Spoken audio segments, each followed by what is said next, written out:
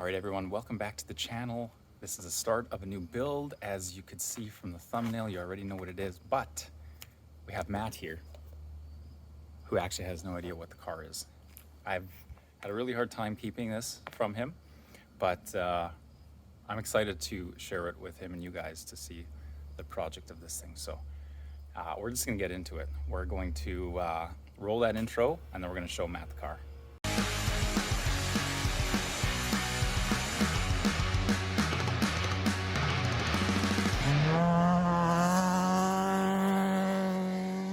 Okay, Matt. Yeah, so, you gonna open the garage door or what? Yeah. You have any guesses? No. I keep telling you it's probably a van or something, some kind of grocery getter. Yeah, and I don't want to give anything away, so yeah, let's just get to it, eh? Your guess is as good as mine at this point. Okay, Matt. Here it is. No freaking way. Does that look like a minivan? That is sick. That is the new project, Matt. No engine? Yeah, obviously, yeah. Yeah. I don't get my cars easy. Shoot, boy, this is sick. Oh, man, I'm glad you feel that way. I know we've been talking about one forever, and they've always been way too expensive, and the price keeps going up on them. Yep, so, yeah, as you can tell, this thing needs a bit of work. So from right now, what you're seeing, it looks pretty good. You can tell it needs a motor. Yeah, the bumper is just kind of sitting on there. The, yeah. Oh, yeah, literally. Literally sitting on there. Don't breathe on it. Let me show you the car, Matt. Okay? Here is the car. Oh, Yeah. okay, so all the pieces are there. Maybe. Oh, I didn't show you. Here is the car, Matt. Okay. Oh, I didn't show you, Matt. Here is the car, Matt. So obviously, it's in a bunch of pieces all over the place. So this is badged as a Toyota GT86, but it is technically a Scion. It is a 2016 FRS, which is the last year they made this car. So yeah, the guy I bought it from badged it as a Toyota, and I like it. Looks good. So yeah, as you can tell from all these parts sitting around, there's literally everything is disassembled. We have boxes and boxes of parts. Yeah, look inside. It is stripped. Like, it's got seats. That's about it. Yeah. Airbag's gone off or no? No airbag at all. Oh yeah, airbags are sitting somewhere. This car is in about 40 different places in my garage. And yeah, it needs some serious work. It's perfect. Pedal box gone. Most of the dashboard gone. Airbags gone. Every single millimeter of wiring is sitting in this box. It's not in the car. There's no wiring left. So what, the guy stripped it for a part out and then sold it all to you, or what? So he said his plan was to swap the motor with some big V8. Oh. Turn it into a race car. But just plans fell through, and yeah, he stripped the car and didn't get to finish it. So he did not start modifying it yet. So that is a good thing. It's completely stock factory. Guess how many kilometers? 126. 45,000. What? 45,000 Why kilometers. is he stripping it and turning it into a race car then? Good question. Yeah, but so this is what we're left with. 45,000 kilometers. I'm sure a lot of what we're seeing, like, brake discs, tires, a lot of that is probably from the factory. So yeah, that rod doesn't really, because I'm scared it might poke through the underside. So yeah, there's, as you can tell, it has no motor. The bumper has fallen off. Like, it needs a ton of work. So I'm pretty sure we're gonna buy another wrecked car from auction, so that we have all the parts we need to dump into this thing, because I'm not sure that everything we need is with the car here. I'm sure there's little pieces, there's lots of fasteners, small little things that we're just not thinking of. So just to have another car to steal those parts from will be awesome. Plus we need a motor. The other thing is, it's not labeled. Like, I have no idea where most of this stuff goes. There's random brackets everywhere. So if we have another car that we can use as a template, we'll know exactly where everything goes. So yeah, this is the engine bay. And we're gonna stuff just a factory motor back in there. Nothing exciting like K-swap or LS swap. You could do like boosted boys and K-swap it. Yeah, you could. Get a full kit. Yep. If someone wants to support us in doing that, all we need is about $20,000 US, and we could put a non-turbo K-swap into this thing. So, other than that, yeah, we're just going factory. But that's the car, Matt. That is it. And this video series is aiming to be a quick one, so there's a lot of work. Some of it's kind of mundane, so we're gonna, just try to film the interesting stuff when we can. And then we're gonna fly through this series so that you guys don't have to wait too long between episodes. So we're just gonna start putting this car back together and not waste any more time. And so we've been looking at this thing and trying to figure out where is a good place to start. And I think we're gonna start with the wiring, because that is one of the first things that would go in and one of the biggest hurdles to overcome. So you can see here we got a bucket full of harnesses, got some ECUs on the ground. Yeah, and it's all tangled up. So we're gonna go through the process of just laying this out on the floor and getting an idea of where it's gonna kind of sit in the car and kind of route, and then just do our best to put it in the car.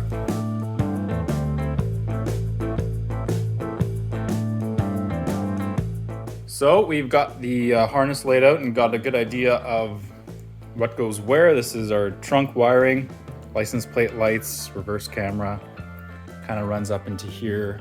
You can see all the yellow connectors for the airbag wiring. And then we've got a bunch of stuff here. This is probably the stuff for the front, the radio, the HVAC and all that. So now we're going to do our best to make some room inside the car. Take out the carpet, all the seats, and just make sure that we have as much room as we need to get all the wiring back in. So we've got the interior stripped to the point where we can start working on the wiring. That seat's gonna stay in, it's not in the way. We're gonna start with the door panel because the wiring for the door was here. And so this is our first, assembly of the car. We're figuring of things out. Yeah, we're going forward here. So we've got the door harness. We're gonna wire that all up and then sneak it through here and do the same on the other side. Okay, progress, even though it may not look like it, we have all the wiring back in place. The side view mirror probably took the longest time just because we had to deep pin the connector to get it through the mount that mounts it to the car. So now that we're done that, we're gonna put the door panel back on. The passenger side door panel is off, but everything was already done there. It hadn't been taken apart. So we just gotta throw that on, throw door panels on, and then we are done that part. All right, we're back with the wiring now. Now the doors are done. A little time has passed and it is now winter. We need to get all the wiring reinstalled. As you can tell, it is stripped bare in here. And we're gonna have to try to figure out where this wiring harness goes. So we have things like these clips and we have the wiring harness kind of laid out. We know that this is the back, this is the front. So we're gonna kind of go through and just kind of figure out what is what so that we know we have an idea of where we're gonna lay everything. And then we are going to start laying it out in the car and see what kind of progress that we can make. So we got the door panels on and the next step is the wiring. As you could tell, we looked into how we're gonna install that. And in doing so, we realized that we really don't have any idea how the wiring is supposed to go in. So, we tried for a few hours just to figure it out and realized that, we're gonna struggle. So the best solution was to just get a new Best solution is? The best solution is to get a new car. Get another car that we can copy off and kind of use as a guide. So we did. So here it is. This is a 2015 Scion FRS, and we bought this from the salvage auction with a salvage title. So it had front impact, rear impact, and hail damage. And we figured, you know what, this is the perfect car to bid on because the motor looks good. Everything about the car looks good other than it has hail damage and broken bumper. So we put in a bid and won the car. So we had it towed home, and as you can see, it runs and drives perfectly. Oh yeah. So we actually have had this car for a while. We've been working on this thing for a few months now, and actually have spent more time working on this car than the silver one. And the reason for that is we decided to keep this car as a track car, but we're still going to use it as a map and as a guide on getting the wiring and all the bits together on the silver car. So we figured right now is the best time to go through and get this thing fully safetied and back on the road so that we can at a later date just put insurance on this thing, bring it to the racetrack and drive it and not have to worry about it. So we did that. Now this car is all registered, insured, everything. And we've been driving it for a bit, and it's a great car. It's a lot of fun. But now we need to get the silver car up and running. Now that we got this car driving and all put together, the sad part is we got to take it apart so we can get the silver one put together. So that's where we go next. Yep, let's do it.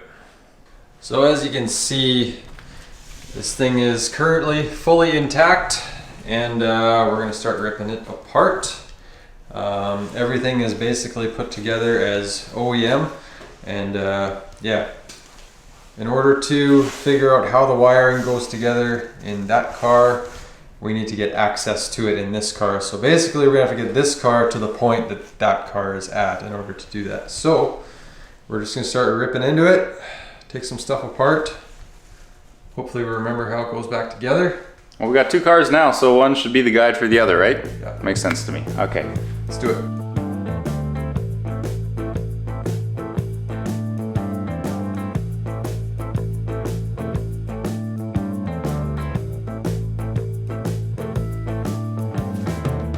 Okay, so we have this car stripped to the point where we can see where all the wiring goes, and there's really not much use in continuing to strip this thing if we don't need to. So we're gonna get to work on the silver car and start putting the wiring back in. Now that we have our guide all ready to go, we're just gonna route the wires where they need to go, put the connectors in, and hopefully we can figure it all out.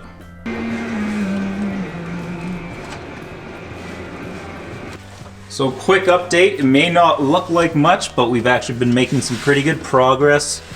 We have a lot of the rear done. The clips are in, the modules are mounted. We have had to kind of grab some connectors and wires and such from the other car because they've been cut on this car. Not sure exactly why, we're still trying to figure that out, but it's coming along pretty well. We're pretty confident with all the wiring that we have, and we're happy with the condition of everything. So we have a lot more work to do, but we're gonna keep chugging away at that. And just like that, this wiring harness is all installed, fully completed. So we've got all the split loom on, everything is mounted and run to where it's supposed to be. All the airbag stuff is back in, and it is looking pretty. So we've also got the dash wiring run up here along the top dash mount and going into these, I think, power steering and another controller there. So that means we're moving on to this next harness, which is battery and that sort of thing. So as you can see with this harness, it is still in quite a bit of a mess. The fuse box doesn't have the outer casing, and we don't actually have it. Plus the guy took apart all of the split loom and all that stuff. Again, not sure why, but we'll stop asking that question on on what was happening with this car. But decided to take the harness out of the orange car, and because it just, you know, this one's in good shape, it's still factory. We don't have to worry about taping that one up in the right way using like fire retardant, you know, sheathing in the engine bay. So we're just gonna rip it out of this car and just put it back into the gray car, and then we'll have to figure out this harness for the orange car. Like we said at one point, we want to get this thing running again. So, but for now, we're just gonna do the easy thing, take this harness and put it in the silver car. So it took a little time, but we have that good harness out, and we actually used the one that came with the car that we didn't really want to put back in it. We use the good one as a template to kind of tape this one back together and to get all the wiring kind of in the place where it needs to be. It still looks like a mess, but we figure once we have this in the car, we'll be able to figure out exactly how to tape up the rest of it. So now that we have the good harness fully complete and ready to go back in the car, we're gonna throw it in there.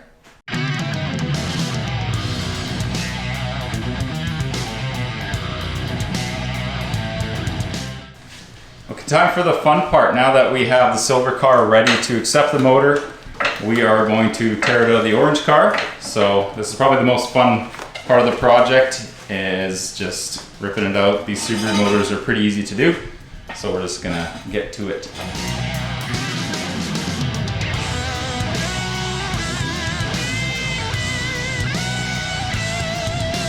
All right, we got the motor out. We just gave it a nice cleaning. It's looking pretty good. It does have a bit of an oil leak that we're gonna have to fix, so we're gonna order a couple parts from the old Rock Auto and the other auto parts stores, and then go from there.